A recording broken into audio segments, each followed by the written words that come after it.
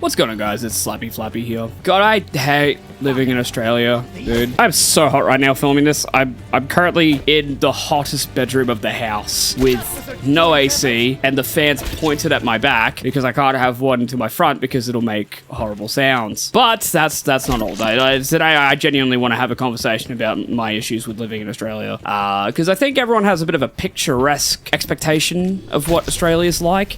And look, maybe if you come to travel and, see things, maybe you will see that. There's a lot of things I'm going to bring up, but we're just going to start easy. It's very picturesque from the outside looking in, but for someone who lives here, I can tell you it's not all it's cracked up to be. The Australian culture, it's not something that I was built for. The culture in Australia, it's huge on drinking, and that's just not my cup of tea. When I do drink, I definitely drink too much because it's just influenced. And then when the day after drinking, I end up getting really depressed. So a lot of Australians are like that. They want to drink every single day. They pick up cartons of beer every single day, and they'll finish off like a 24 pack of beers in a night even. And then next day, they'll go and get another one. Like, it's fucking crazy, right? Like, it's absolutely nuts how comfortable Australians are with being alcoholics, just straight off the fucking bat. Like, if you were anywhere else doing this sort of shit, you'd be labeled an alcoholic. And there's like a huge culture around, getting in your 4x4, going camping, going on a drinking binge with your friends, and just causing a nuisance, driving erratically. That's another thing I fucking hate about Australian drivers. You either get people who don't know how to drive because they're incompetent, or you get people who are driving insanely fast and dangerously because they've got something to get to right then and there. And the amount of people that still, in this day and age, go on their phones while driving is quite insane. Sometimes I'm driving in Australia, I'm like, I don't feel safe. I've driven in the UK where the roads are fucking crazy. But the thing with the UK is that everyone knows how it works. So everyone can adjust and everyone knows how to do the right thing. Whereas here, no one knows what to do. And everyone just sort of does their own thing, and the amount of accidents that we have here, dude, it's just crazy. And like that's just some of it. Like that's some of the day-to-day things that you'll experience. Like I currently work at a storage facility which has some construction going on, and all of these tradesmen, the tradies as we like to call them, like 90% of them are just stuck-up assholes. Will cuss you out because you're inconvenienced them by like a minor thing. Very much the type to talk behind your backs.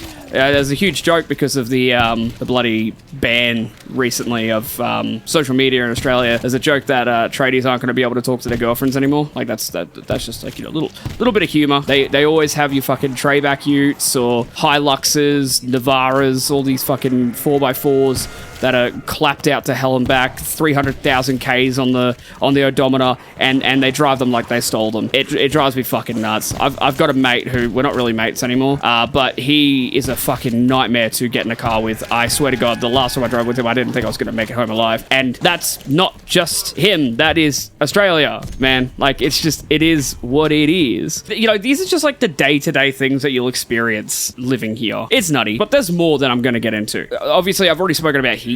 It's just a hot place to live. Like, I don't like the heat. I like the cold. In fact, the fiance and I, we're probably going to move to the UK in like 3 years. If you're someone from the UK and you're watching this and I'm talking shit about Australia, you may very well want to talk shit about the UK. Go for gold, dude. I understand that there is like shit in the UK that's bad too. Everywhere you live, there's always going to be something. But I'm just going over my experiences with what I hate in this country. And yes, heat is one of them. The next one is the housing crisis. Now, I think the post-COVID housing crisis has affected everyone, but it's definitely hit Australia the worst. And I don't know why. I really don't. It's completely fucked the chances of me ever owning a house over here. I live in like I live in the suburbs, and like it's not even like good suburbs. There's nothing fancy about where I live. It's the suburbs. Poop deck. I'll never own a house in Australia. I don't think it'll ever be a possibility unless I fucking win the lottery. And that's the tragic fact. To buy just a regular little house, you basically got to be a millionaire. There was a time where being a millionaire meant that you could own a mansion. Now it means that you can own a fucking 4-bedroom home on a little plot of land where you butt it up right next to your neighbors. Isn't that fucking nuts? Like, isn't that just crazy shit? Like, how is that? So to put it in perspective, oh no, I fucked it up. I want to put it away. Pre-COVID, you could buy a 4-bedroom house. As I said, decent bit of land. You might be living, sort of butted up to your neighbors or whatnot. You could probably get that pre-COVID prices, maybe 350,000 Australian. So like what? That would probably be like 265,000 American, about 150,000 pounds roughly. It was definitely feasible. The deposit that you needed was fuck all. Like you could get a 25% deposit in a few years' time. Now, oh, good fucking luck. Because and I think this is the part that everyone's experienced is that, the cost of living's gone up and the wages have not. So that's not balancing out. That's the same for us here. But the problem is that the amount that they've increased by is criminal. And it's just greed. Like it is greed at the end of the day. These real estates can put whatever fucking prices they want on these places. And, to a degree, the people who are selling, they'll say like, oh, I want to sell this for a fair rate. But the real estate agents, the money that they would get from selling it for a bigger price is substantial. So obviously they just want to make money. Same goes for the rental market. But that 4-bedroom home would now cost you in excess of in a suburb maybe about 800,000 Australian to a million, to genuinely $1 million fucking dollars. Doesn't that just make you go, what? What do you think? That is like 675,000 American, 400,000 pounds, just for perspective. What? Like, that is actually shocking. Like, it is disgusting. It actually makes me sick. It makes me sick. It upsets me that the possibility of ever owning a house I'll never have it because the prices are ridiculous. We could have a housing crash. We could have a market crash. That's not going to do fucking shit. They've been raised in such an excess that even if the market crashed, it would still not go back to what it ever was. So yes, that is one of the big problems in Australia at the moment is that it's not feasible to be able to ever own a home. And in Queensland specifically, we've got the Olympics coming. So the prices are only going to get more bad. So the only options that you really have if you want to buy a house over here, and even then it's still fucking extortionate, is you got to go buy, sort of inland. I think I mentioned in one of my previous videos that my in-laws just bought property. They were going to buy property here, but it was going to be nearly $1 million to purchase anything in the suburbs. Now they're looking at maybe 600.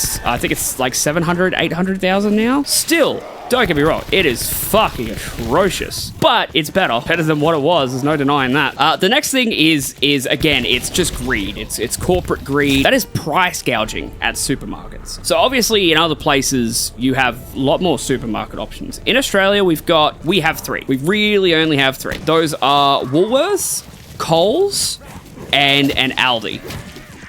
Holy fucking shit! Can I breathe? Can I breathe? 2 of these 3 supermarkets are doing what's called price gouging, where they're basically raising the prices of their things to exorbitant amounts because there's no other, people will have to pay. People are struggling to live, and they thought that the best thing to do would be to raise the prices of everything to exorbitant, that's fucking hilarious, to an exorbitant amount that no one can afford. And it's the 2 main supermarket chains that are doing it. They're both doing it. It's not like one's doing it more than the other.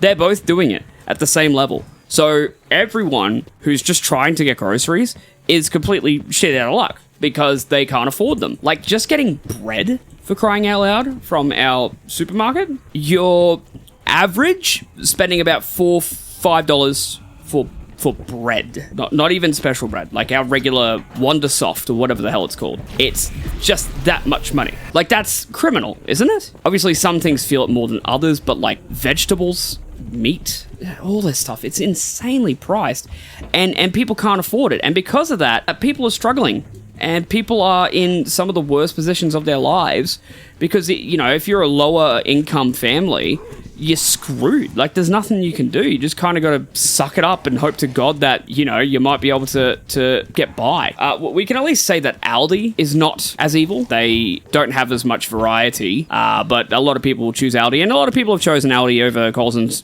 Woolies for years anyway. But in this case, it's the only option. And then they don't have everything that you need. Sometimes you can get maybe 70% of your groceries from Aldi, and then the remaining you still got to go pay the exorbitant, the fucking horrible prices that they're charging you elsewhere. You've still got to pay that. Now, the next one comes down to like people and culture, and that's the fact that racism, sexism, homophobia, it's all rampant in Australia. It is such a big part of the culture here, and it's actually just disgusting. There are so many sexist men in Australia, it's not even funny. Everyone has a sprinkle of racism within their daily colloquialisms. I didn't even think I could say that word, but we just said it. You know, they'll just drop casual slurs or refer to people of a certain race by a stereotypical term. And then, like, homophobia, if you're going to find it in the worst place, like, yes, I know that in the States you have your fucking right-wing yeehaw people that, you know, are the heaviest level of all of that. Don't get me wrong. But fuck me if Australia is not bloody bad for a day. Unfortunately, it's one of my family members' partner's kid. So their step kid.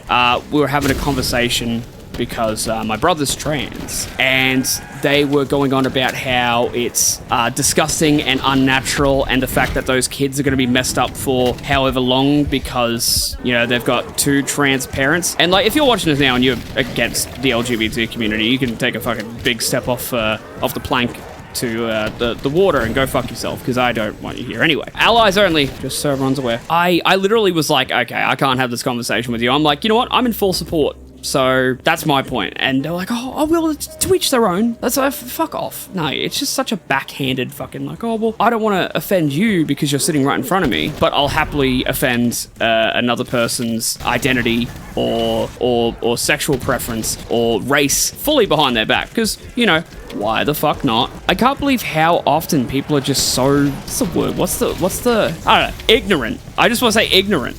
These people are so ignorant and rude and just, I'm dead. And horrible. That's pretty much all I gotta say. Then, you know, there's also spiders, snakes.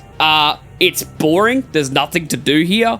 And safety's going out the window. We keep having shootings for no apparent reason. Guys, I fucking don't like it here anymore, and I'm cranky now. Bye.